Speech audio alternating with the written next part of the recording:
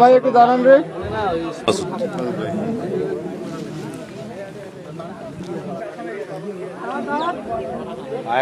দাঁড়া দাঁড়া, তুলেন না, তুলেন, তোমার তুলেন না।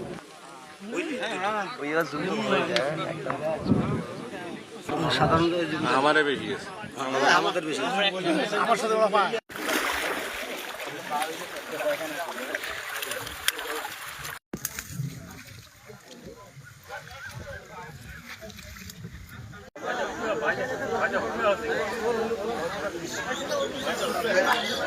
রাতে যে 10টা-11টার দিকে বজ্রপাত বৃষ্টি হয়েছিল, ওই সময়ের মধ্যে ভারত থেকে 10 থেকে 12 জন লোক বাংলাদেশে পুশ করার চেষ্টা করেছিল। আমরা ততক্ষণে জানার পরে আমরা বাংলার জনগণ একত্রিত হয়ে ভারতে আবার পুশ করে দিয়েছি।